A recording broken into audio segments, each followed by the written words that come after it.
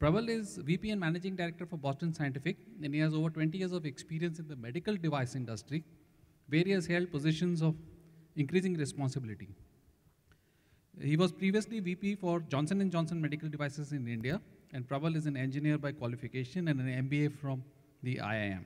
So please welcome on stage Mr. Prabal Chakraborty.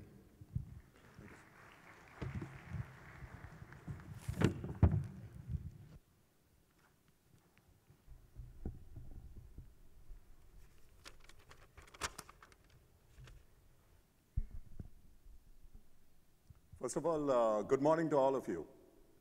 And it was really nice to hear about yoga, since I am from the healthcare space, from a medical device industry, that all of you are extremely health conscious. I would like to take this opportunity to thank the organizers for inviting me to address a gathering of absolutely outstanding professionals, all achievers, and congratulations to all of you who are going to receive the awards today evening. First, let me talk a little bit about my background, and I think in some ways Giridhar shared it. I started working for a couple of companies like Otis Elevators and Blue Star, substantially in the air conditioning projects. And from 1991 onwards, for the last 24 years almost, I've been focusing on only one industry, and that is medical device. Primarily with Johnson & Johnson, 20 years, and last 3 years or so with Boston Scientific. Now, Boston Scientific is an organization which is an innovation leader with interests in several healthcare verticals.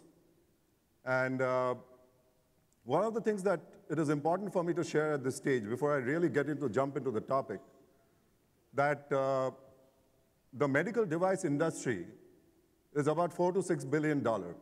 So different consultants talk about, different analysts talk about $4 billion, somebody talks about $6 billion. And fairly small compared to some of the industries that you belong to. However, it's a very critical industry. If you compare with the United States, this industry is about $200 billion industry. And the main reason why this industry is so small in India is because the healthcare is hugely underpenetrated in India. And the reason is very simple. We try to apply a model. I don't want to complicate the entire, the thinking, but what we normally call as the 5A model. And you'll understand very clearly that the A's stand for, what are the 5 A's? The first A, we talk about affordability.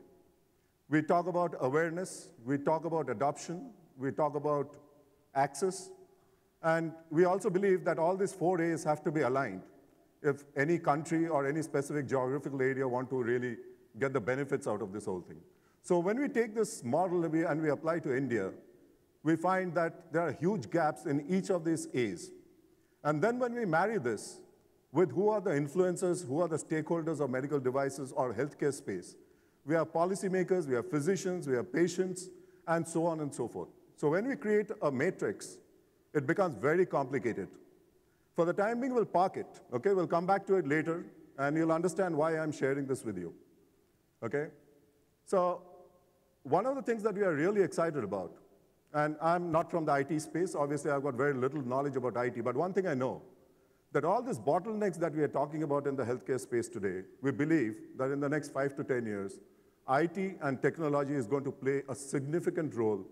The way mobile telephony has really overcome the landline problem which India had in terms of access, in terms of connectivity. Just to give you one small example, a wearable technology which is now becoming more and more common and people are talking about it, and you'll see it becoming a reality as we move forward, that almost it's scary at times. And I've seen some of those prototypes, that people are wearing those watches, which is talking about blood pressure, it is talking about sugar, it is talking about every healthcare parameter non-invasively on a real-time basis, and at every point, every second, you know exactly how your health is really moving, which is kind of scary. Okay, to know that you're not doing well one moment, next moment you're doing well, and then what do you need to do? But that is one thing that is going to disrupt the entire healthcare business model in India, and that is something which is needed because we don't have proper infrastructure, proper diagnostics. Still today, people travel 100 to 200 kilometers to really go to the nearest primary center. So that is something that we believe is going to play an important role, and what really, the icing on the cake was when NASSCOM, and I'm sure all of you are aware of NASSCOM, you're part of it, that NASSCOM signed an MOU with a similar kind of a body, which is known as NatHealth. We are part of that governing council about 6-7 months back, and they signed an MOU. They are going to work together to how to increase the healthcare penetration in India. And what the NASSCOM people said is that healthcare is the next big IT thing, and NatHealth believes that IT is the next big healthcare thing that's going to happen in India. So let's park this dialogue and discussion a little bit on the side, and let's talk about reaching the next level, which is the topic that we have to talk. Now, one of the things which is very important for us to understand that, and let me just clarify the assumption out here, that you guys are outstanding technology professionals in the IT space, and you have reached a particular point, and all of you are, I'm sure, aspiring to move to the next level, and which takes you to a boardroom or into a space which is more like a general management space. So if you are moving from an IT space, technology space, to a general management space, I think one of the things one needs to understand that these two spaces are totally different. So the competencies or the skills that you have acquired over the last 10, 15 years that you've been working, is it going to be relevant? Maybe 5%, 10% of that would be relevant as you move into the general management capability, because the requirements are so dramatically and radically different out there. And I think this is something that it is not just me, but several CIOs who have later on become CEOs have been talking about a similar kind of a thing. Couple of quotes. So first and foremost, from a very famous CIO who became a CEO, is that first and foremost, there has to be an aspiration and a willingness to start this journey from point A to point B. If the willingness is not there, it is no way that we can start this journey and ever think of reaching that particular point. The second thing that he's talking about is that, can we move from a support function mindset to a strategic mindset? Can we move from a cost mindset to a P&L mindset? Can we move from a functional mindset to a business mindset? Now, what is this difference we are talking about? So when we are talking about an environment, let's come back to that same example, okay, where I started off, that this 5A model and the 5P models, which basically what I wanted to say, that the environment that we operate in today, irrespective of industry, is extraordinarily volatile, uncertain, complex, and obviously ambiguous. An environment where we are supposed to succeed is continuously changing like an amoeba every second, and it is very difficult to put our finger and say that this is the environment, and hence our strategy will be like this. I'm sure all of you are aware, many companies have started talking about, we don't do any strategic planning nowadays. We have stopped strategic planning. Those 5 years, 10 years strategic planning, we have stopped all those. Every 6 months, we review our situation because the environment is changing so rapidly, and then we try to modify our plans, our strategies accordingly, and keep moving. Now, this environment, which is known as the VUCA environment, all of you are aware of, how do you succeed? Because this is what you're going to face when you move from your current job role to a general management role. Because this VUCA environment is ever-changing, it is evolving. So how do you succeed in this environment? The only way to succeed, and one of the capabilities or the competencies that you need to really acquire, is to understand that, how can I take risk in this environment? Because there is no certainty. Is there an opportunity to go ahead and get into the domain of trial and error? If everything is changing, my perspective, my knowledge, is it adequate? How do I reach out to 10 other people in the board and try to get their perspective? Because in a changing environment, everybody may have a totally different perspective. And if I'm able to get that perspective together, maybe I'll be able to take a better decision. Maybe I'll be able to take a calculated risk in that environment and then try and see how it works out. So after trying a particular initiative, after a few months, if you find out that it is not working anymore, I think you should have the courage to stand and say that I'm going to kill this project or initiative, and let me try the next one. So this is a very different kind of a capability or competency which is needed today to survive in a VUCA kind of an environment and to succeed, and which I believe is something which would be needed as you start developing yourself, and if you have an aspiration to move to a general management domain. The other important thing at a board level, which is very, very important, and I think whenever there's a problem, a challenge, or an opportunity, or any decision-making that is needed, time and again we find that it is not really focused towards one function. It comes as a business problem, or a business opportunity, or a business challenge. So when it comes in that form, it is important that several expertise, several knowledge domains have to be tapped into in order to find out a solution. Tom Peters, almost 25 years back, he had said that projectization of work. So here you have a project, and if you happen to become a leader of that particular project, you have to find out a way that how you can connect with other expertise, other stakeholders within the board members, and they should be willing to support you in your initiative to achieve the common goal. Now, this is very simple to say, but very difficult to do, because the people who have reached the board level are all ambitious. They have their high levels of ego. And how do we manage all these things and get the support to achieve the company goal moving forward? So it's a very important capability which is required, and it is important at this stage to say that you have to start really understanding the people who are there in the board. What are the levels of ego that is existing in those individuals? What drives them? What is important for them? But in order to do it, the most important thing that is needed is, first and foremost, do you really understand your own self? If you don't understand your own self, you don't understand what is the impact you're creating on the environment, what are the impact you're creating on the people that are around you. You will never be able to modify your behavior and get the positive support or garner positive support from all the people who are there with equal ambitions. Maybe everybody is waiting to become the next CEO. So how do you go ahead and succeed in the initiative that you're leading out there?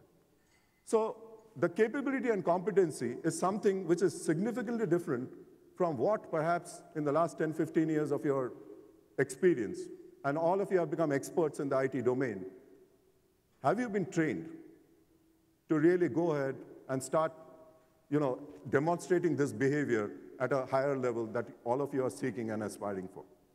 Coming back to the first point, first and foremost, this journey is not easy. This journey is difficult, and hence the aspiration is very, very important, the willingness to move along this path.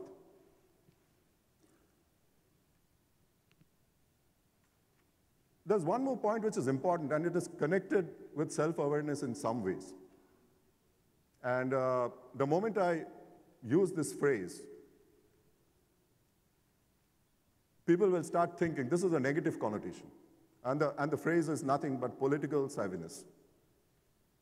If you want to succeed in a board environment, if you want to succeed at the topmost level of an organization, this is something which is absolutely essential. When we were studying in IIM, there was no subject which was talking about political savviness. When we joined a company and we started moving up, we started realizing through experience what is the meaning of this word political savviness. Like many of you, I had a very negative understanding that why should I be a political guy? But human beings are political. And political savviness is not about negativity. It is all about, again, comes from the whole point that how well aware are you about your own self, your ego states, your positives, your negatives, which are the factors or attributes that you're going to play with, which are the ones you are going to pull them back, okay? What kind of an environment you're working, who are the people, what are their strengths, what are their weaknesses, what are they trying to achieve? So manipulating all these variables and making sure that all of them are really supporting the cause of the organization, to me is what political savviness is all about. However, there is one factor which is slightly different from this. What I've explained is that many executives we find, irrespective of coming from the technology, finance, HR, they somehow fail to understand the value of projecting oneself in an organization. They think that it is it's the boss's job to project me. My job is to work hard and to achieve whatever I have to achieve. End of the story. Yeah, certain regions of India, people do it better. Some certain parts of India, they don't do it that well. But projection is very important. And again, it is not negative. Why it is not negative? Very simple. As a CEO of a company, if I'm not projecting my organization in front of the not only within the organization, but outside the organization to external stakeholders, people will never come to know. You won't get the resources, you won't get the support to achieve what you want to achieve. So it is absolutely important to think of projection, but obviously the question comes up how you project yourself, okay? If your projection talks about a lot of your personal ego, then there's a problem. Then there's definitely people are going to run you down, and they'll make sure that you don't succeed. So there's a way of doing that, but projection is a very positive element in developing a career, and it is something that as an IT professional, you may want to think about, that have you been doing similar kind of a stuff, which is so critical and important when you start getting into the general management domain, and also as a part of the board member. Now, one element is, most of the time I've been talking about that it is about people. Today, in this world of gadgets, a bunch of kids standing together, not talking to each other, everybody is communicating in front of each other through gadgets. The ability to communicate, the ability to be social, develop social skills, ability to participate. Now, these are some of the critical elements of a CEO behavior. But if you look at the way technology is proliferating our lives, in many ways, a lot of people are finding it very difficult to connect socially or succeed socially. About 20 years back, when I had joined Johnson & Johnson and started doing well initially, I went for a feedback. I was heading a business unit, a P&L, and I went to my boss and I asked him that I'm doing fairly well. You tell me what do I need to become a CEO later in my career. He said that your social skills with respect to the outside world is pathetic. It hurt me, but perhaps one of the best feedbacks that I've ever received in my life. So today when I'm interacting with government stakeholders, I'm interacting with industry bodies, I'm interacting with stakeholders from outside the company, that particular feedback has been one of the most important elements of my development. And it is essential that as you start assessing where you stand, that assessment is going to be very, very critical. You need to take feedback. You need to take feedback not only from your peers, a 360-degree kind of a feedback is going to be critical. And as you move into the next domain, you're talking about growth, you're talking about growth drivers, you're talking about customers. So in our organization, we struggle at times to send an HR professional or a finance guy, go and meet the customer, spend 15 days in the field. They struggle. But if you do not know the customer, HR person doesn't know the customer, how is he going to develop people to deliver value to that customer? You don't understand that. Because every customer is different, every industry customer is different. So it is absolutely essential that we start developing an organization which is extremely customer-driven and customer-centric, where not only just the sales and marketing folks, they go there, but each and every person who is part of this entire value chain starts connecting with them and starts developing relationships and starts understanding and then thereby deliver value to the customers that they have within the company. Last but not the least, very quickly, 3 points I would like to talk about. I think if you are a board member, it is very important. If you are a CEO, it is very important.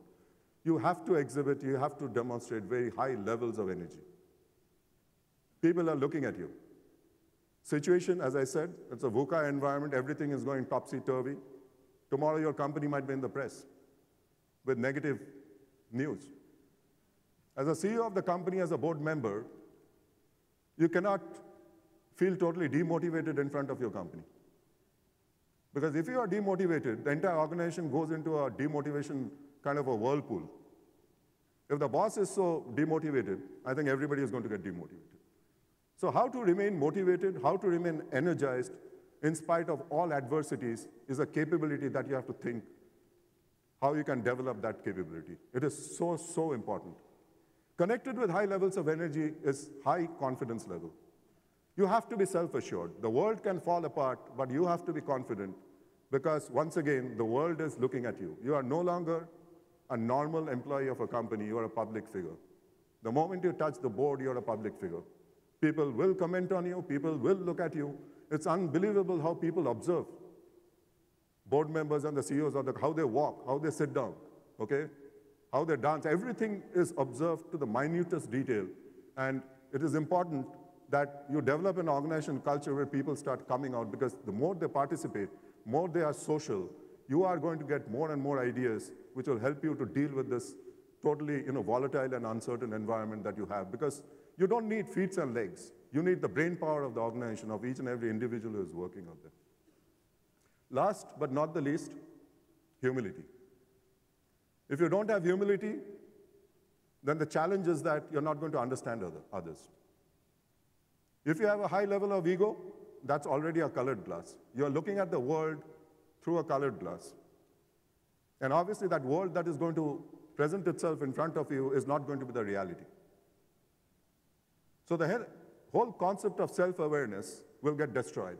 You won't understand your own self, and hence you won't understand the world, and it'll be the end of the story. So if you look at what I've shared with you over the last 15 or 20 minutes, is that you are moving from a technology space to a space which is all about one thing, and that is people, people, people, including your own self. Understanding yourself, understanding board members, understanding if you are dealing with external stakeholders, board members have to do that.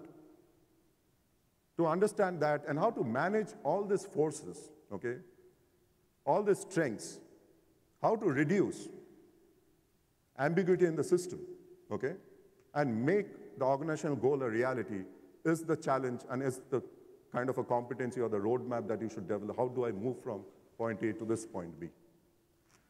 And I would like to wind up by saying that I think the fundamental difference, and again, this is a quote from one of the CIOs of this company called Charles Schwab, who became a CEO later on, that there are two things he's talking about, and that there are two things which are important. There's hardly any difference. Anybody can become a CEO or get into the general management domain. Is the ability to lead and learn continuously is something which is important. Do you have the hunger for learning things which are uncomfortable to you? If there is an area of discomfort, are you jumping into that domain? Let me learn something. Where I'm comfortable is not something that really excites me. Where I'm uncomfortable, am I jumping into that? And that is what really builds career, and it is important. Two things: speed of decision making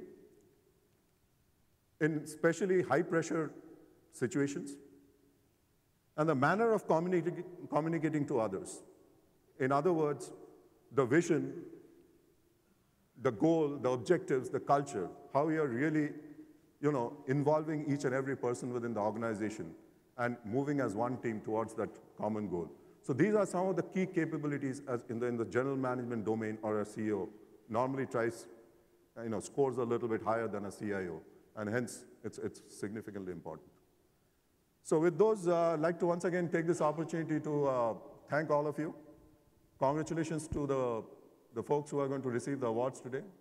And it was really a pleasure and an honor to address you today, and especially such an august audience and an audience full of achievers. So thank you once again. Thank you, Mr. Chakraborty, for those wonderful insights and those nice words of advice. I'm sure all of us will take those to heart as we try to move up to the next level. Thank you so much for being here this morning.